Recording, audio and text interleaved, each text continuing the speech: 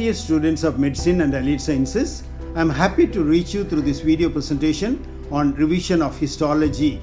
I am Dr. J.P. Gunasekharan, Professor of Anatomy at Pondicherry Institute of Medical Sciences and also author, Textbook of Histology, Atlas and a Practical Guide, Elsevier publication. The slides which you are going to see in this presentation are not new to you. You would have already seen these slides in your medical school during histology practical classes. Presentation of this type gives a quick review of all the slides with points of identification and related questions which are often asked during discussion of these slides.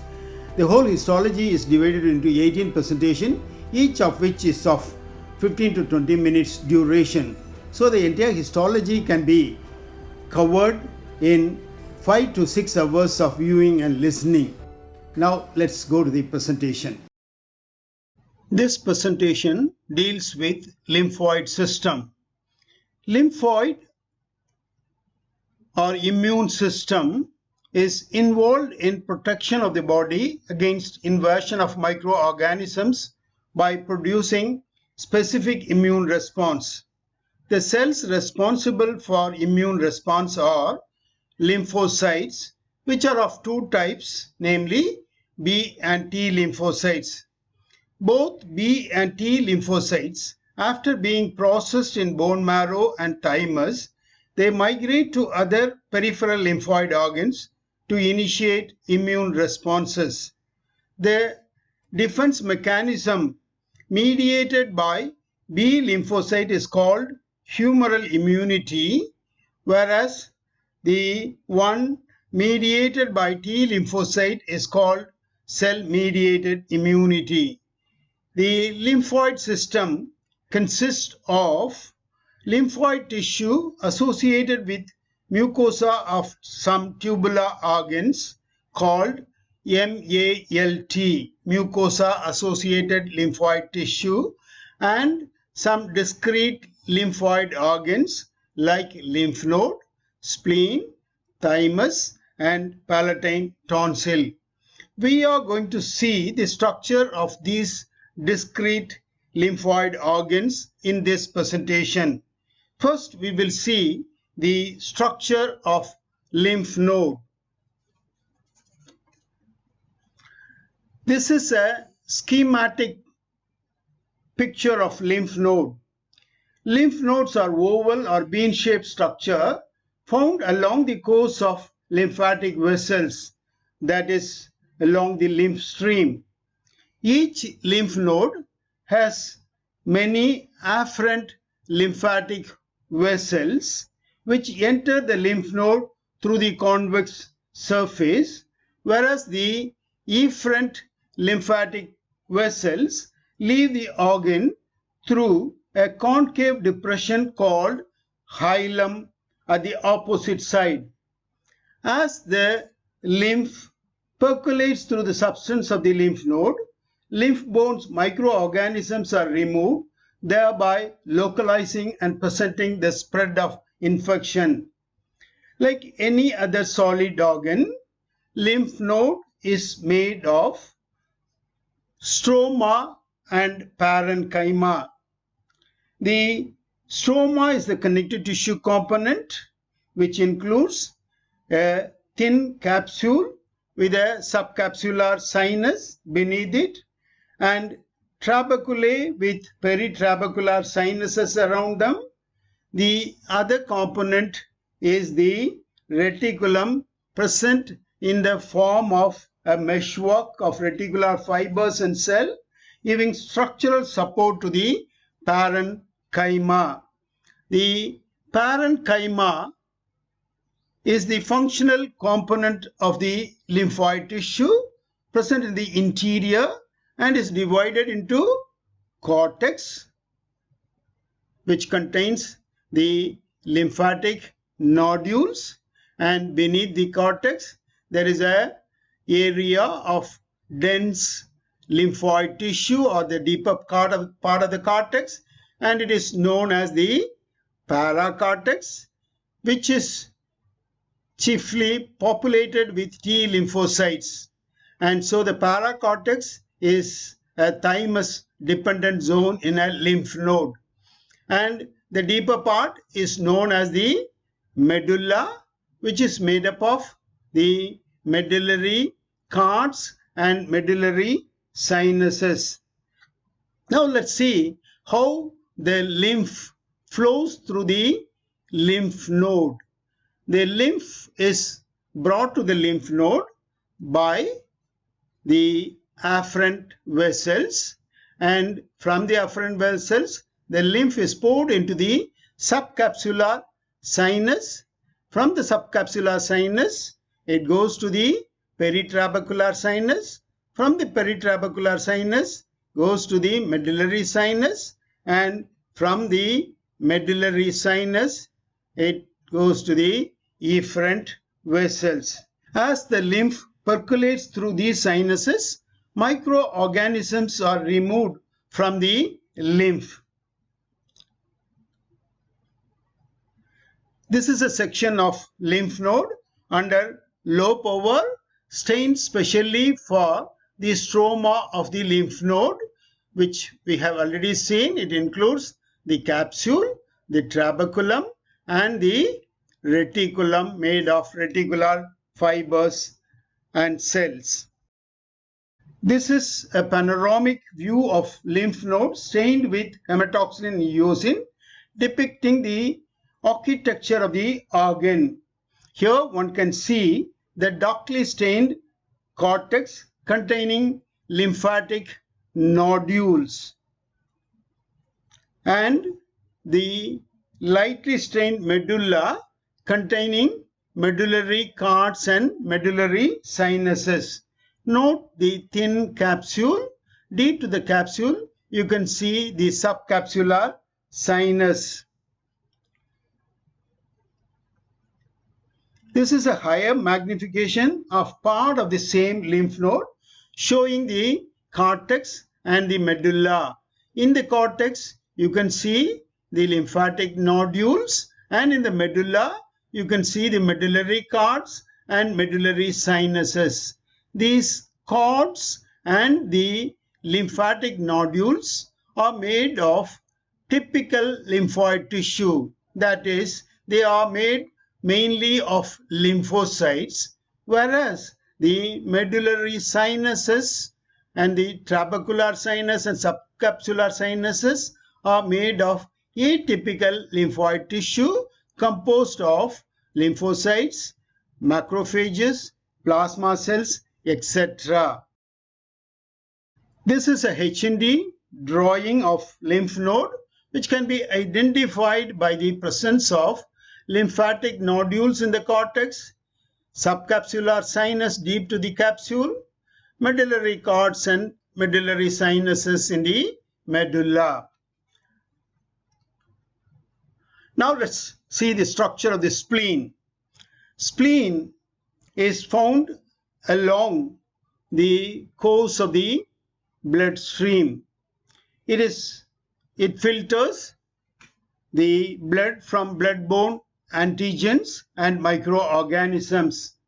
It's a blood-forming organ in fetal life and blood-destroying organ in postnatal life, because it is a graveyard of RBCs. It has no afferent lymphatics. This is a section of spleen under low power. Like any solid organ, it's made of the stroma and parenchyma. Stroma includes a thick capsule covered externally by mesothelium of peritoneum and trabeculae carrying blood vessels. The other component of the stroma is the reticulum, which is there in this section, but it is not stained for the reticular fibers. And the reticulum supports the parenchyma, that is a splenic pulp. The parenchyma is formed by splenic pulp, which is divided into white pulp and red pulp.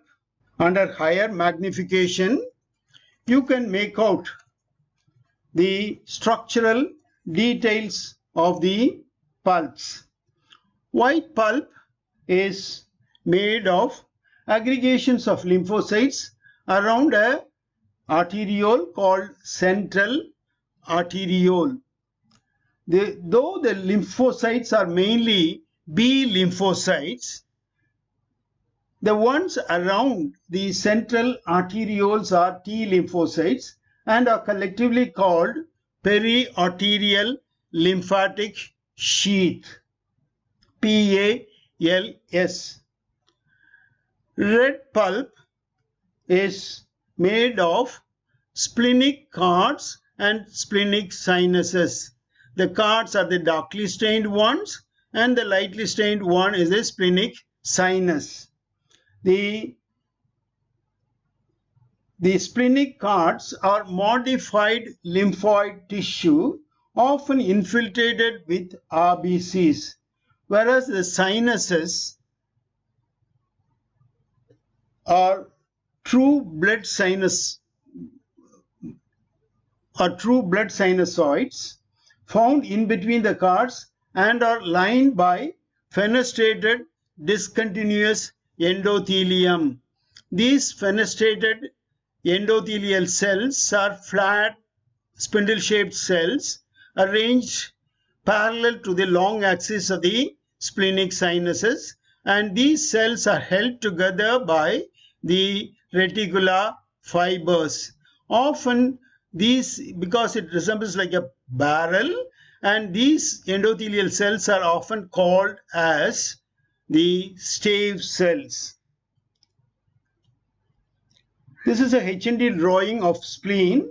It can be identified by the presence of white pulp traversed by central arteriole, red pulp containing splenic cards and sinuses, thick capsule and trabeculae. This table shows the differences between the lymph node and spleen. We have already seen these differences in the previous slides, and we will recollect those points. As you know, the lymph node is in the lymph stream, whereas the spleen is in this blood stream. The lymph node is divided into cortex and medulla, whereas there is no such division in the spleen. It has got white pulp and red pulp. The subcapsular sinus is present in the lymph node. No subcapsular sinus in the spleen. The capsule is thick over here and the capsule is very thin in the lymph node. The lymphatic nodules are present, whereas here only the white pulp resembling like a lymphatic nodule, but it is traversed by a central arteriole. This is a photomicrograph of thymus under low magnification, revealing the lobular pattern. Thymus is a central lymphoid organ, essential for growth and development of other lymphoid organ till puberty. After puberty, it starts involuting and is replaced by fibrofatty tissue. Thymus is composed of stroma and parenchyma like any other solid organ. Stroma includes the capsule at the periphery carrying blood vessels, and the capsule sends septae into the interior, dividing the parenchyma into number of incomplete lobules. The stroma also includes epithelial reticular cells, which resemble like a star. They are star-shaped cells, and we're having many cytoplasmic processes. These cytoplasmic processes come into contact with the neighboring cells through desmosomal contact, and the spaces between these epithelial reticular cells give support to the parenchyma, that is the lymphocytes, the T lymphocytes. So please note the cellular reticulum here in the thymus, whereas in the other lymphoid organ the reticulum is a fibrous reticulum made up of the reticular fibers. Here there is a cellular reticulum. So the stroma includes capsule, interlobular septae, and the reticulum made of the epithelial reticular cells. The parenchyma is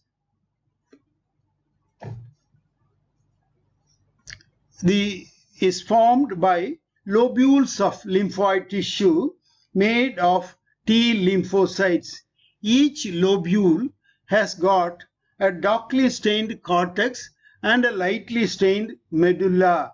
The medulla contains Hassel's corpuscles, which are acidophilic lamellated bodies. When you see these corpuscles under high magnification, you will be able to see a hyalinoid mass in the center, which is made up of dead epithelial cells surrounded by degenerating epithelial cells. These Hassel's corpuscles increase in number as age advances, and they are the last one to involute. The cortex here is packed with T lymphocytes where they proliferate and mature to become immunocompetent T lymphocytes. These T lymphocytes leave the thymus through the postcapillary venules. So thymic cortex is the place where the lymphocytes are undergoing maturation and becoming immunocompetent. And not the medulla, though it looks lightly stained and looks like a germinal center. It's made of few lymphocytes and more of reticular cells. This is a H&D drawing of thymus, which can be identified by the presence of lobules of lymphoid tissue. Each lobule shows a darkly stained cortex and lightly stained medulla. The medulla contains Hassel's corpuscles. Thymus secretes many hormones like thymulin, thymosin, thymopoietin, which are involved in stimulation, proliferation, and maturation of T lymphocytes. How does thymus differ from other lymphoid organs? This is the viva question which is often asked by the examiner during discussion of the slide. We can recall the points we have studied so far. Thymus is a central lymphoid organ. It is essential for development of other lymphoid organs formed only by T lymphocytes. Supporting framework is not by reticular fibers but by epithelial reticular cells that form a cellular cytoplasmic reticulum. It's divided into lobules of lymphoid tissue as Hassel's corpuscles in the medulla of the lobule. Thymus is fully developed and functional during childhood, involutes after puberty, and it is dual in origin. The epithelial reticular cells are endodermal in origin, whereas the lymphocytes are of mesodermal in origin. And this is a section of palatine tonsil. You know, palatine tonsil is situated at the lateral wall of the oropharynx. Here is a medial surface which is lined by stratified squamous epithelium. Here is a lateral surface covered by the connective tissue capsule. The epithelium dips in or invaginates to form many crypts, and these crypts are the characteristic feature of the palatine tonsil lined by stratified squamous epithelium. On either side of the crypts, you have the lymphatic follicles in the lamina propria, and the deep to the lymphatic follicle one can see mucus acini, and these lymphocytes which are there in the lamina propria infiltrate the epithelium. So in places you can see there is invasion of the lymphocytes causing disruption of the continuity of the epithelium. This is a H&D drawing of palatine tonsil, which can be identified by the crypts lined by stratified squamous epithelium, subepithelial lymphoid nodules, and presence of mucus glands. This is the probable viva questions which are often asked during the discussion of the slide. I want the students to go through the questions and find out the answers. With this, we come to the end of presentation on lymphoid system.